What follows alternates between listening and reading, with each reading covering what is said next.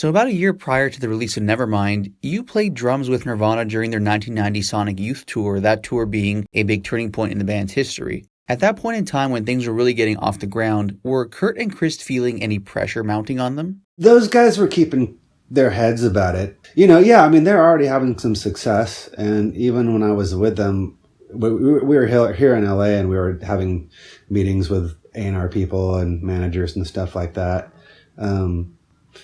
Most of them at the time, they didn't really, they could tell, they just kind of seemed like phony Hollywood types, And I think, just even touring with Sonic Youth, I think that was an influence on them because they ended up signing with the same label and having the same manager and all that kind of stuff. So, but yeah, I mean, they knew that they were going to get signed somehow or something that was going to happen.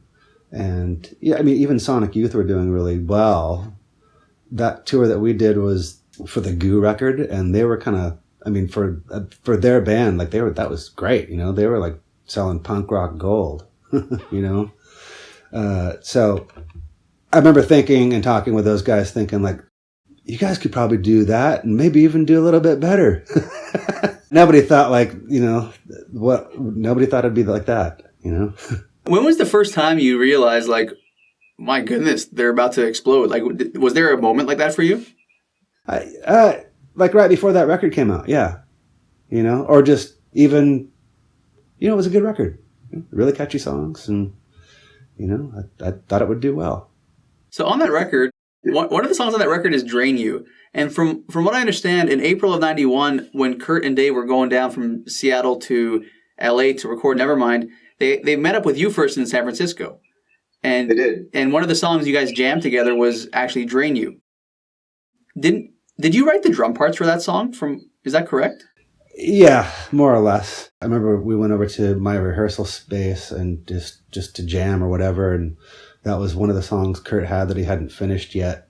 And Dave actually jumped on bass and I jumped on drums, and that was just the drum part that came to mind. And I remember Dave saying, "Oh, that's really great. I wasn't quite sure what to play on that." And so that's the drum beat he ended up using. I mean, it's pretty much like a Ringo style drum beat. So could you technically say that you're a songwriter on that song? I wish I could, because then I could get money for it. Of all the Nirvana songs that you're involved with, whether it's the Dale demo, whether it's the one that's on Bleach, all the stuff you worked on, what is your favorite song? Do you have one? I like Floyd the Barber a lot. I mean, a lot of the stuff, like the demo or whatever that I played on, I mean, definitely there's certainly more of a Melvin's influence than what they turned into. When they had done their first record and came down and played me About a Girl, and I said, "You guys been listening to the Smithereens?" And they kind of went, "Oh," like they'd kind of been caught, or just they were surprised that I said that, but I'd just seen the Smithereens play, so I was like, "Whoa!" And I think they did listen to the Smithereens a little bit, or at least there's, I mean, that kind of Beatles thing, I guess, but I do think that they'd been listening to the Smithereens.